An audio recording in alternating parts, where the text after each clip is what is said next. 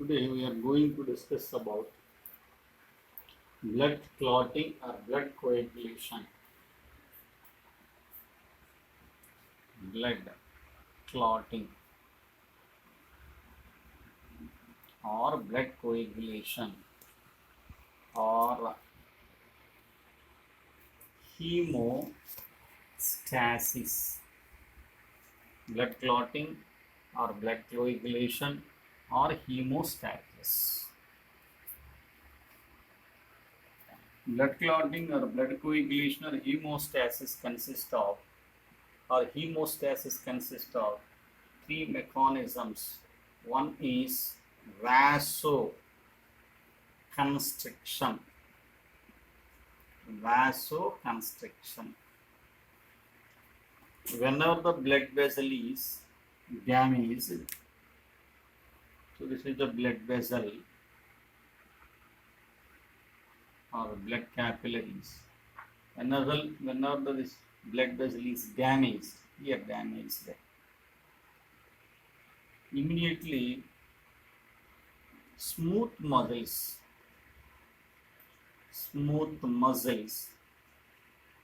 of the blood vessel contract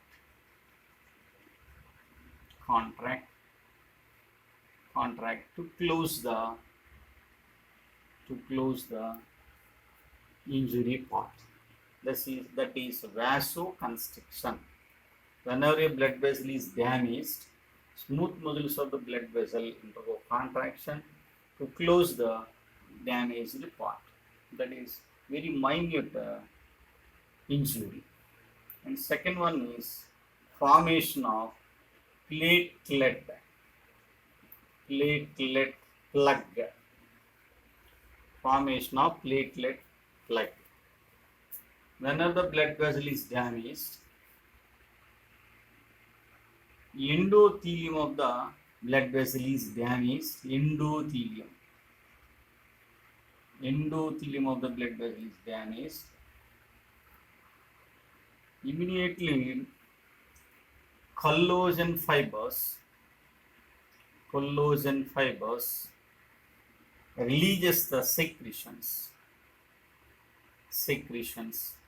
These secretions adhere the platelets.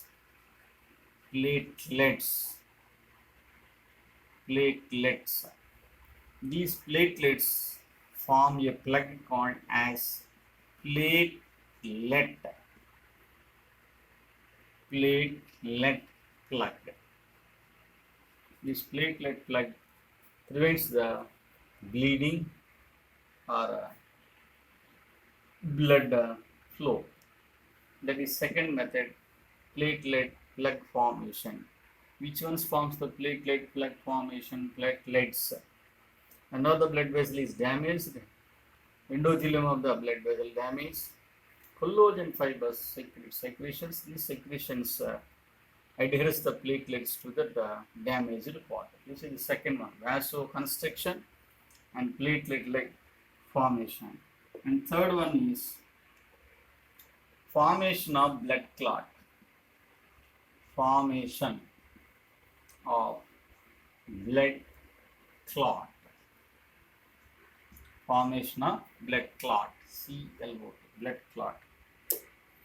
Blood clot is formed by the platelet. Is formed by the fibrin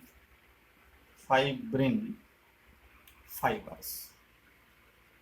So fibrin fibers forms the blood clot, in which blood cells are fused. That is formation of blood clot. So in this, a mechanism is involved. That is mechanism of blood clotting. Mechanism of blood clotting includes first one is formation of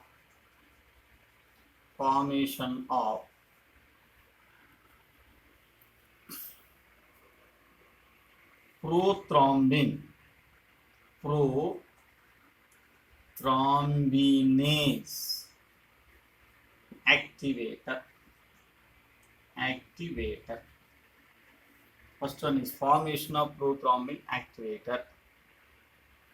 This formation of prothrombin activator is formed in two ways. One is intrinsic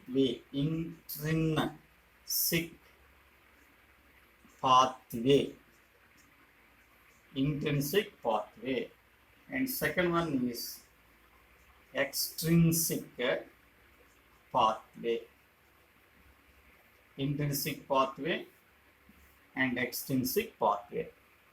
In intrinsic pathway, factor number 12, that is Heisman factor stimulates another factor that stimulates the another factor, as in cascade formation. They form the prothrombinase activator. So intrinsic pathway, which one plays an important role in intrinsic pathway? Factor number 12, the Heisman factor, plays an important role in intrinsic pathway. In extrinsic pathway, thromboplastin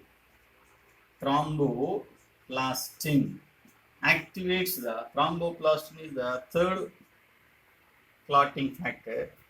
This thromboplastin activates the seventh factor.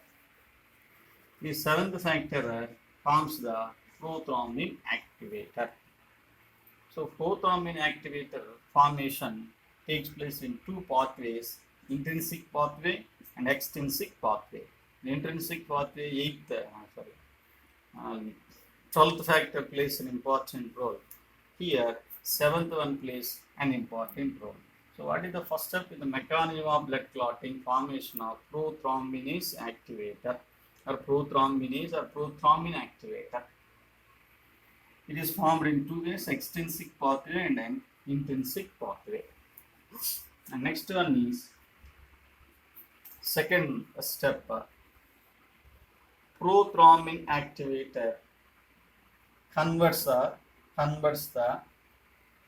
prothrombin into prothrombin. Prothrombin is converted into thrombin. This is the second step. Thrombin by the action of prothrombin activator. So what is the function of prothrombin activator? Converts the prothrombin into thrombin. Prothrombin is the inactivate. Thrombin is the activate. Prothrombin is activated by prothrombin activator into thrombin. This is the second step. And third step is thrombin. What is the function of thrombin? Thrombin converts the fibrinogen into fibrin. Fibrinogen is a soluble form. First, it converts into soluble fibrin by the action of thrombin. So, what is the function of thrombin? Thrombin converts the fibrinogen into fibrin. In first step, it converts the soluble fibrinogen into soluble fibrin.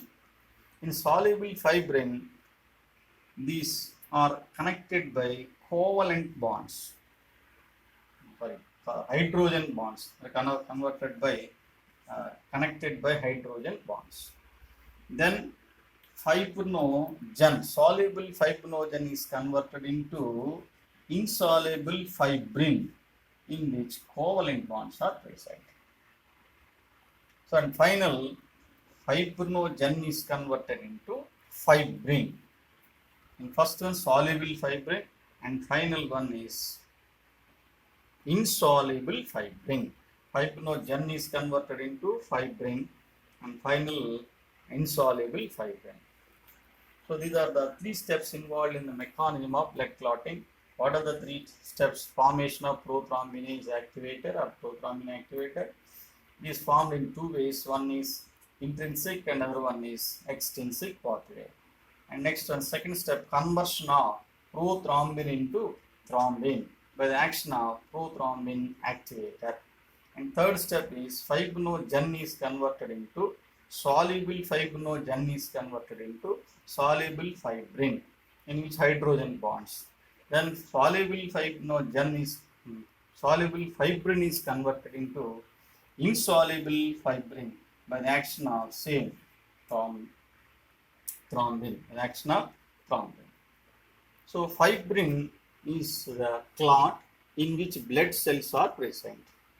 So clot, formation of blood clot in which fibrin fibers form a clot in which, so this is the clot, fibrin clot in which blood cells are present. This is the fibrin clot, fibrin blood clot in which blood cells are present. So in this mechanism there are 12 factors are involved. They are commonly called as blood clotting factors.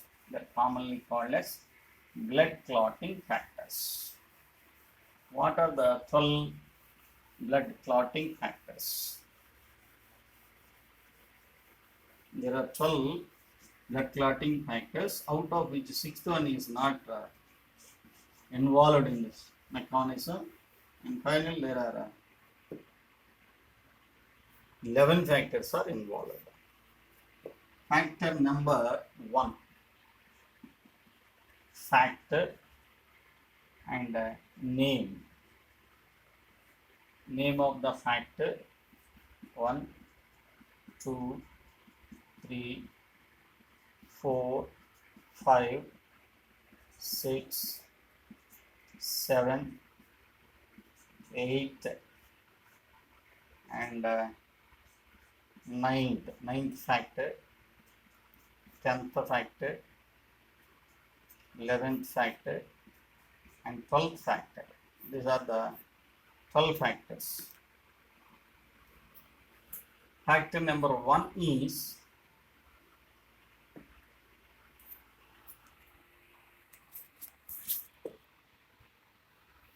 there are 13 factors are involved. Out of 13, 6th one is deleted. Total 12 factors are involved in blood clotting. First factor number 1 is fibrinogen of plasma. Fibrinogen of plasma. Second one is prothrombin of plasma.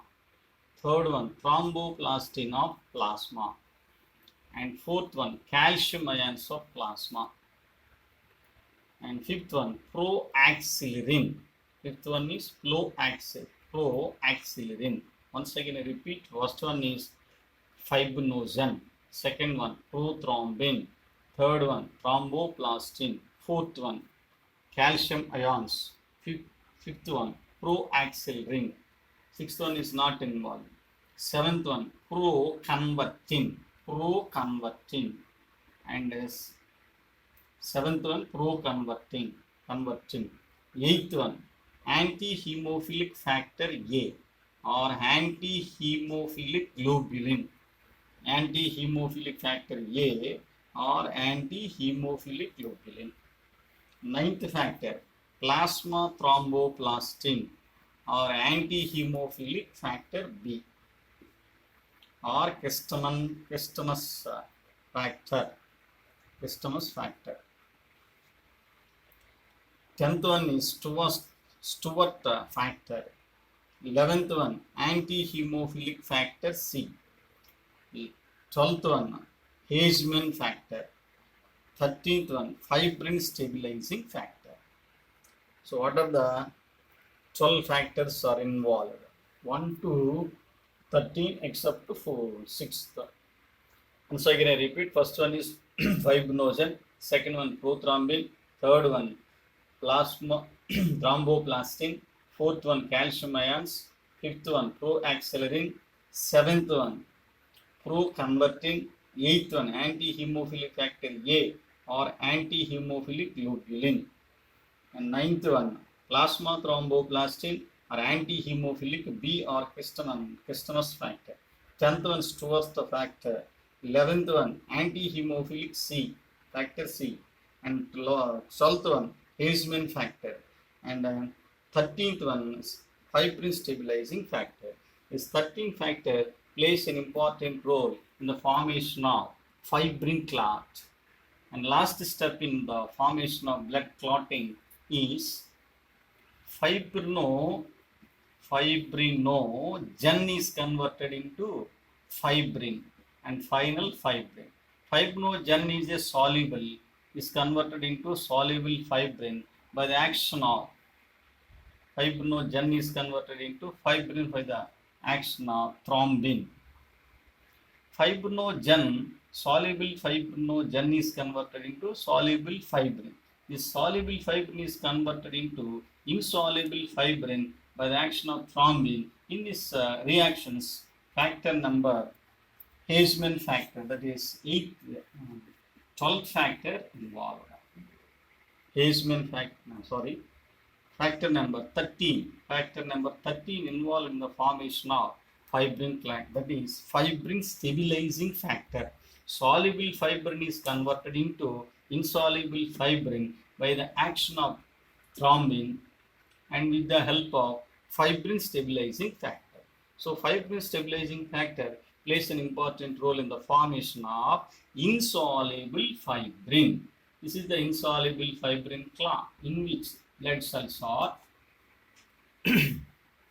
involved. That is about the mechanism of blood clotting. And next one is clot retraction. Clot retraction. After the formation of clot, this clot undergo contraction or condense. So this is the clot.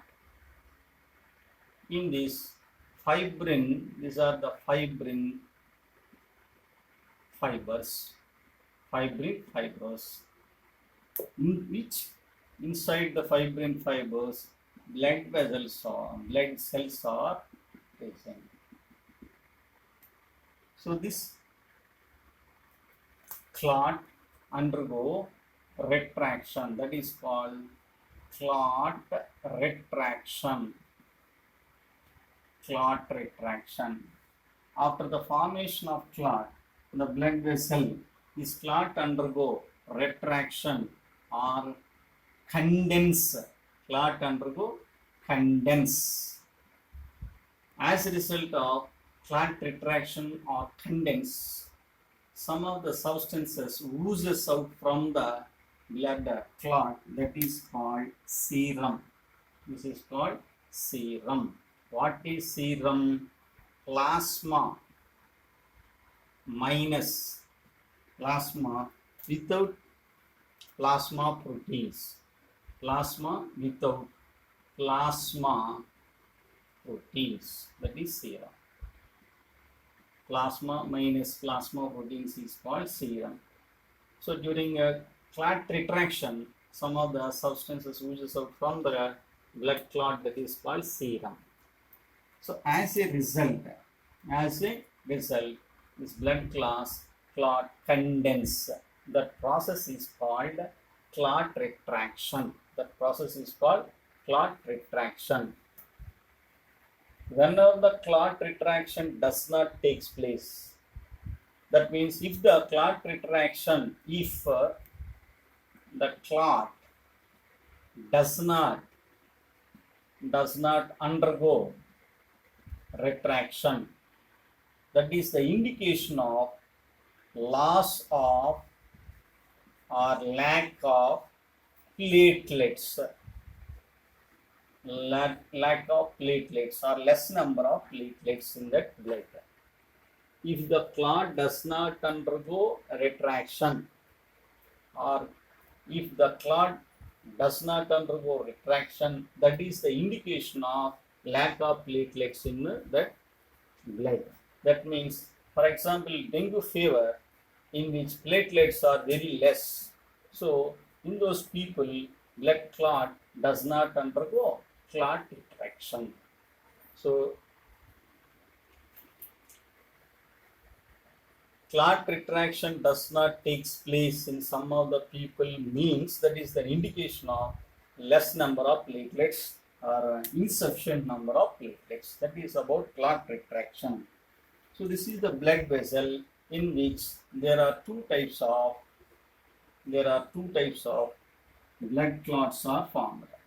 One is some of the blood clots attaches to the wall of the blood vessel. Blood clot attaches to the wall of the blood vessel or heart walls. Wall of the blood vessel or heart walls. Heart walls. These are called thrombus. Thrombus. What is thrombus? The blood clot attaches to the wall of the blood vessel or wall of the heart is called thrombus. This is thrombus. And second one is embolus. Embolus. This is the blood vessel in which small clots are formed. This is the small clot. The small clots flows along with the blood. These are called small clots which flows along with the blood. Those are called embolus. Embolus. So what is embolus and what is thrombus? Thrombus is the blood clot which attaches to the wall of the blood vessel or wall of the heart. That is thrombus. What is embolus? Embolus is the small blood clots which flows along with the blood, which obstruct the flow of blood. So that is called embolus. So the blood clot attaches to the wall of the blood vessel or wall of the heart is thrombus. Blood vessel small blood clots flows along with the blood, that is called embolus. Both thrombus and embolus which prevents the or obstruct the flow of blood. That is about thrombus and embolus. And last one is anticoagulant factors. Anticoagulant factors. What are anticoagulant factors and what are coagulant factors? The factors involved in the formation of blood clotting, those are called blood clotting factors. There are 13 factors, out of which 6 one is not involved and 12 involved in blood clotting. So another ones are anticoagulants. Anticoagulants.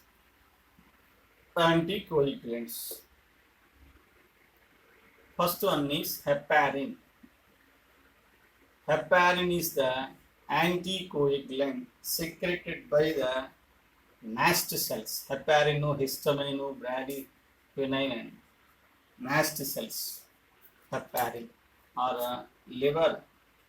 Liver also secretes the anticoagulant, that is heparin. Name the anticoagulant secreted by the liver. Heparin. Mast cells. Heparin.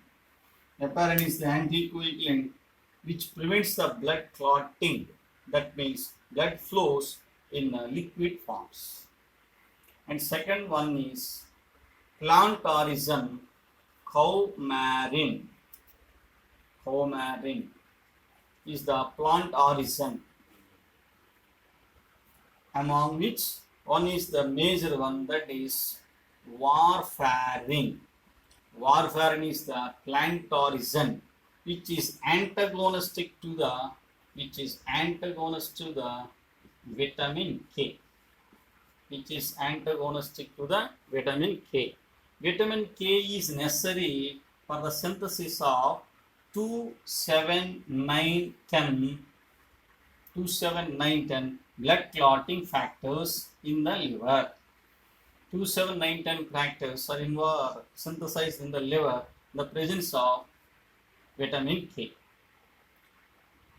So coumarin, one of the coumarin is warfarin. Warfarin is antagonistic to the vitamin K. And next, heparin, coumarin. Third one is hirudin. Hirudin is the anticoagulant secreted by the leech. Leech secretes an anticoagulant that is called as hirudin. And next one is histolysine. Histolysine is the enzyme. Here hemolysin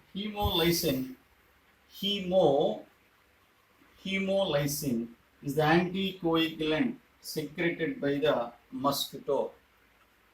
Hemolysin is the anticoagulant secreted by the mosquito. Mosquito secretes, name the anticoagulant secreted by the mosquito. Hemolysin, name the anticoagulant secreted by the leech. Hirudin, name the anticoagulant synthesized from the plant origin, like the plants. Coumarin, one of the coumarin is warfarin. It is antagonistic to the vitamin K. Vitamin K is necessary for the synthesis of blood clotting factors like 2, 7, 9, 10. And heparin is the anticoagulant secreted by the liver, mast cells. In case of blood banks, blood is stored, in which blood does not undergo clotting. Why? Because in blood banks, the anticoagulants are present. They are known as EDTA. Ethylene diamine tetraestic acid. Ethylene diamine tetraestic acid. Or citrates or oxalates. Citrates and oxalates. So these are used in blood banks. EDTA, citrates and oxalates. Citrates and oxalates are used in blood banks for what? To store the blood in liquid form. In blood bank, blood is stored at 4 degrees centigrade, about 4 degree centigrade temperature. 4 degree centigrade temperature. So name the anticoagulants present in the blood banks or blood packets. EDTA or oxalates or citrates. What are the different types of anticoagulants? Heparin, coumarin, hirudin, hemolysin, and EDTA and citrates and oxalates are act as anticoagulants. What is the function of anticoagulants? These anticoagulants prevents the clotting of blood. That means blood flows within blood vessels as liquid forms. That is about blood coagulation.